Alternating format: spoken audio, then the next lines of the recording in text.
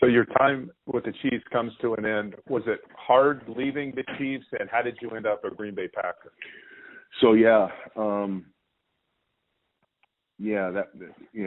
that whole thing was difficult. It was the first year of free agency, and which we went on strike for. Okay, it was the first year that free agency was eligible, and Green Bay spent a ton. They opened it. They didn't care. They brought in everybody. Reggie White, myself. I mean, they must Harry Galbraith. They must have brought in 15 guys. Looking back, probably a smarter, more educated guy would have said, "Hey, why don't I just go talk to Carl and Lamar and say, hey, what can we do here? I want to end my career here. How can we do this?" But when you're a player and you're young like that, everything is about your value, or how you're valued is by money, and you think that, and you're not thinking about other kind of things that would be more important in the long run. You just think, if somebody likes you that much, this is what they're gonna do for you. Green Bay was great, unbelievable. I learned a completely different brand of football.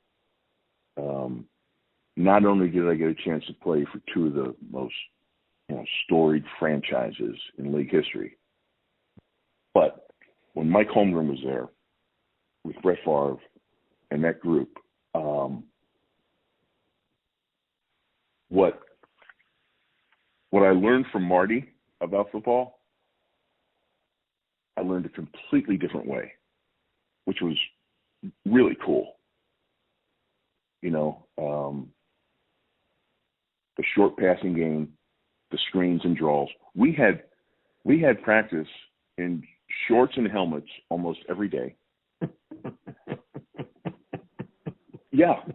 No, I'm serious. And here we're with Marty, we had live goal line and short yardage during the season on Fridays. I go up to Green Bay. I'm in training camp. We're in shorts and helmets. What? And they'll spend a whole 3 periods on screens and draws. That's all they do. Doink, doink, doink, doink, doink, doink, doink. I mean, it's like, you kidding me?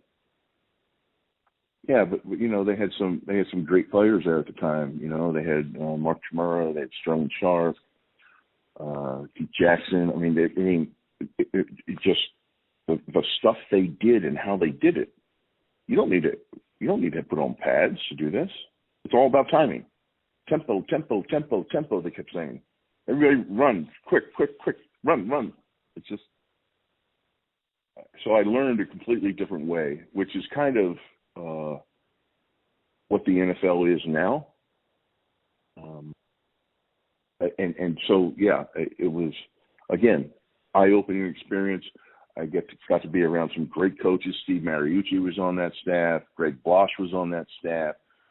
John Gruden was on that staff. And he used to wear those, 3/4 high-top Reebok white shoes. Gruden did. With the scrungy socks. Yeah. It was a great time. In all fairness, that was somewhat stylish back in the day. There you go. There you go. You had some, didn't you? I think we all did. That and Zoom. I did right? too. Yeah. Gotta ask about Reggie White. Man, look at the guys you were around in your defensive line meeting room, from the Mike Bells, the Art Stills, the Neil Smiths, and now Reggie White. And Bryce Pop was in there too. What a great guy he was. So Reggie, I love Reggie.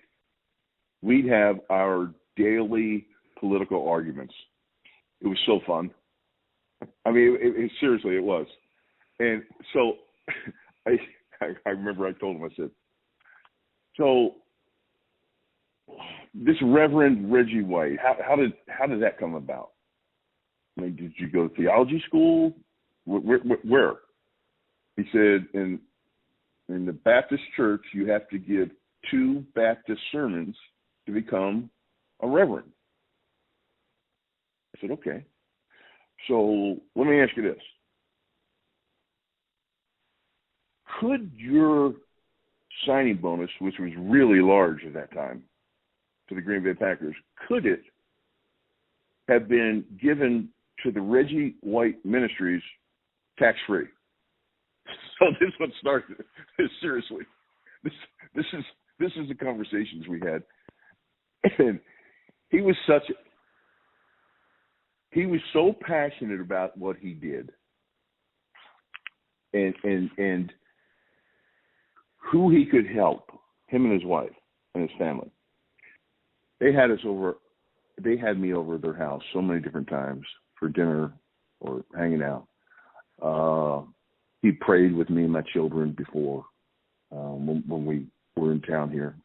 We played Kansas City here on a Monday night as the Green Bay Packers.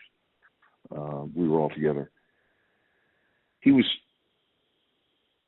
larger as a person than he was as a Hall of Fame player. If you can understand that.